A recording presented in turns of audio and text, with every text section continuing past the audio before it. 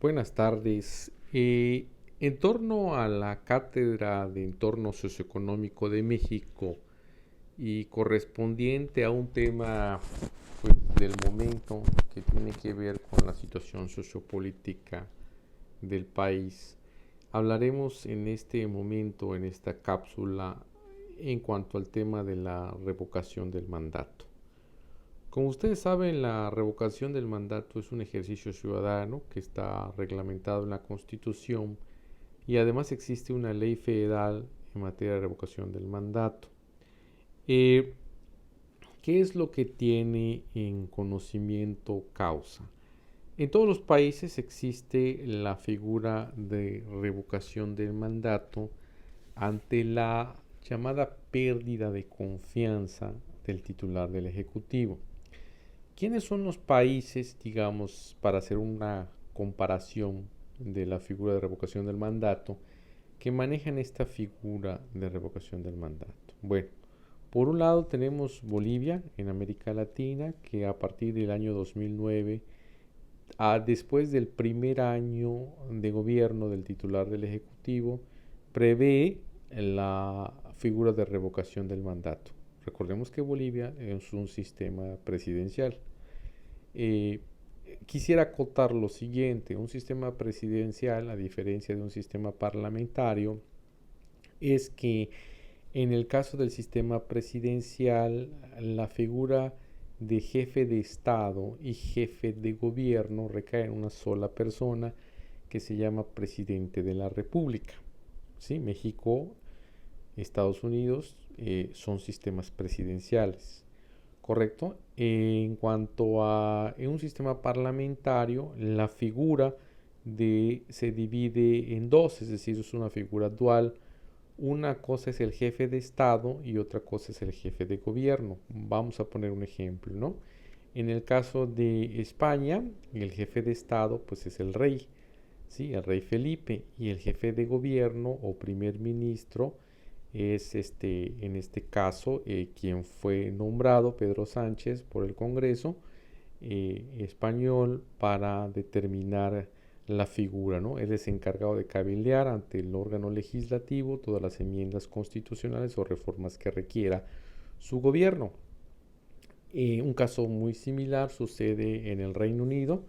La reina Isabel es la jefa del Estado inglés y el del Reino Unido, perdón, y el primer ministro pues es nombrado por el Parlamento, ¿no? De igual manera es una figura que contempla.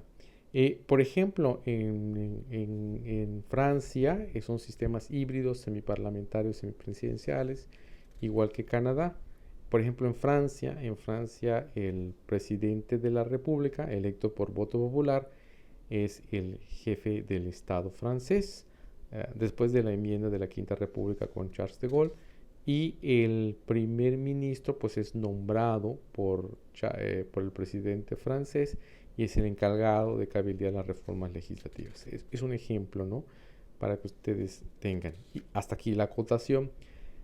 Otro estado que lo contempla es Venezuela, que al igual que México, Venezuela lo que contempla es que a la mitad del periodo de gobierno del titular del Ejecutivo se convoca a revocación del mandato. Es decir, no hay que esperar a que termine el ejercicio de sus funciones el titular del Ejecutivo para someter a una consulta popular y la población salga a votar a decir si sí o no.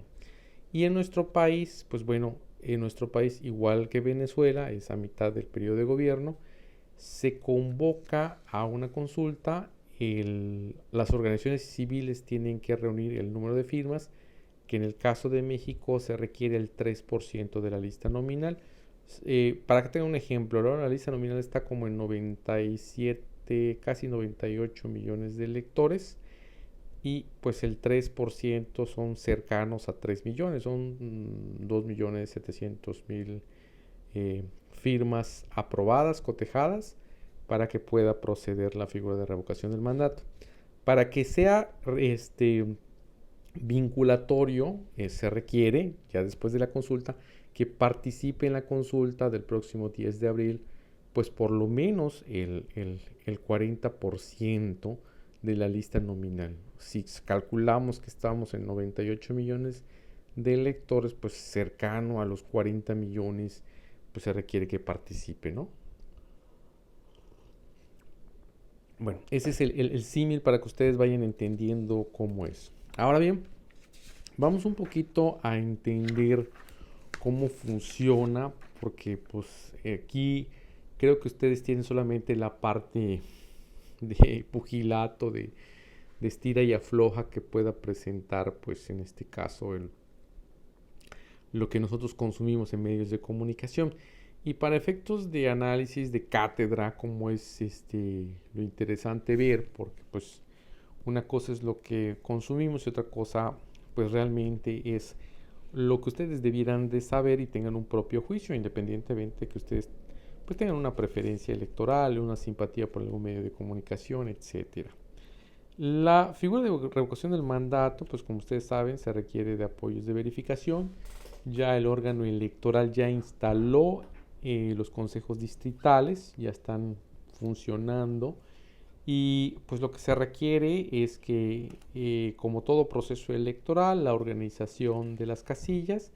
El día de hoy el Instituto Nacional Electoral, a través del Consejo General del INE, lo que hizo fue sortear el mes el mes del año para que las personas que nacieron en este caso en el mes de mayo, pues todas las personas que nacieron en el mes de mayo, pues van mayo y así subsiguiente hasta agotar, ¿no? El número de funciones de casilla, pues eran funciones de casilla, ¿no? Estamos hablando de que si tú naciste en el mes de mayo, junio, muy probablemente, pues así, el mes siguiente, pues vas a ser, después de la insaculación, muy probablemente seas, eh, salgas insaculado para que seas funcionario de casilla. Eso es muy importante, ¿no? Que ustedes lo conozcan. Y pues bueno, los funcionarios de casilla, como ustedes saben, son pues el presidente de casilla, el secretario, ¿sí? Y los escrutadores, ¿no? Y existan. ¿Cuántos tipos de casilla hay? Pues la casilla básica, la casilla contigua, las casillas extraordinarias y las casillas especiales, ¿no? Vamos a poner un ejemplo también, ¿no? Para que exista una casilla, el tope, digamos que de personas que existan en una casilla, pues pues son 750 electores, ¿no? Si hay más de 750 electores, pues es una casilla, después de esa casilla básica, pues una casilla contigua.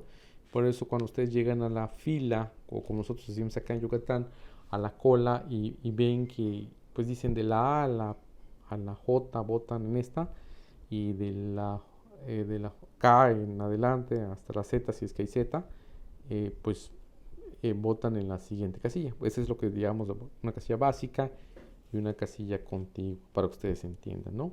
Las casillas extraordinarias son aquellas que están ubicadas precisamente como una extensión territorial de la casilla donde se encuentran. Es decir, por ejemplo, una casilla extraordinaria tiene que ver con, vamos a poner el caso, ¿no? Nos ubicamos en el aeropuerto de Mérida, en la parte del sur, en las espaldas de la parte frontal, digamos, del aeropuerto, lo que se ve sobre Avenida Aviación, Itzáes, Continuación Aviación.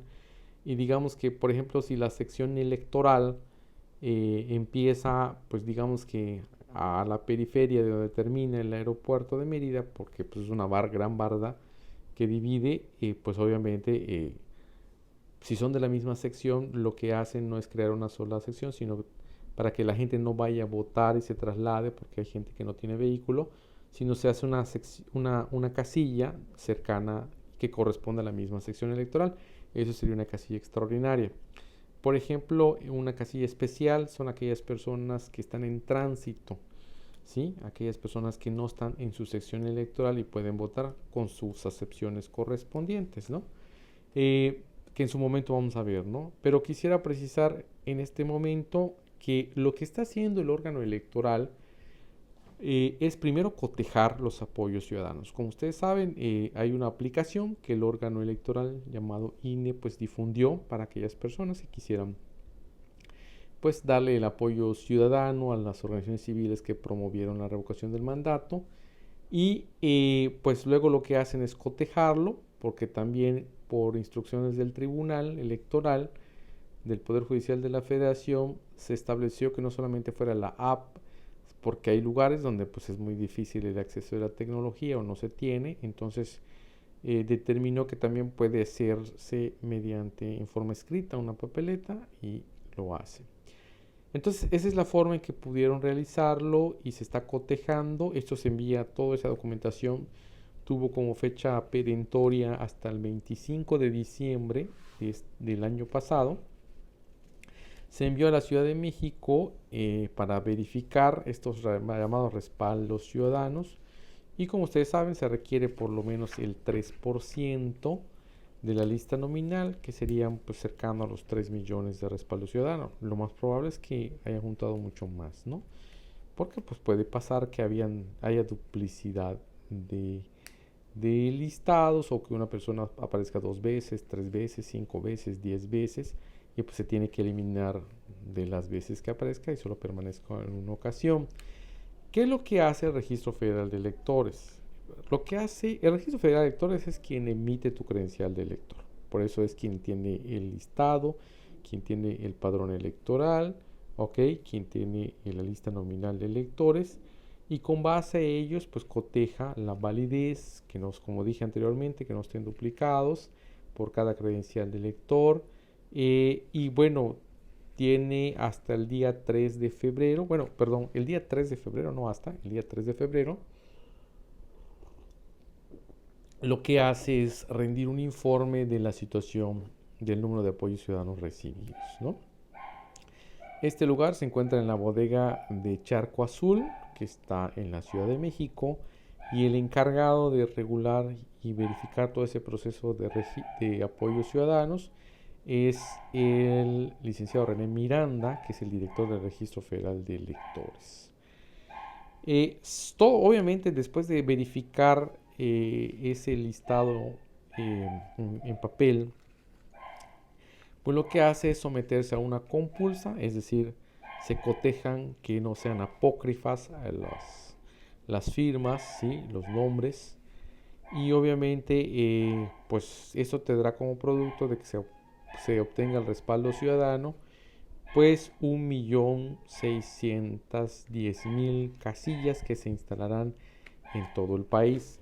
Recordemos que pues no debe ser menos el número de casillas, porque de acuerdo con la Ley Federal de Revocación del Mandato se tiene que tener por lo menos o igual número de casillas que en una elección constitucional. Entonces, bueno, sin embargo, ustedes tengan en cuenta que siempre cada vez va a ser más el número de casillas, porque cada vez aumenta más la lista nominal de electores. O sea, es un país que van naciendo mucho más personas por obviedad, sí, y bueno, pues la tasa de natalidad es alta en este país y también tiene que ver.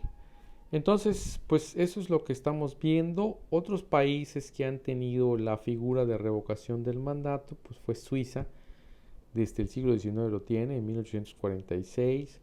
Estados Unidos, quien pues lo utilizó en el año 2003, se removió un gobernador, que fue el gobernador de California, y desde 1995 lo tiene Canadá. Miren qué interesante es, ¿no?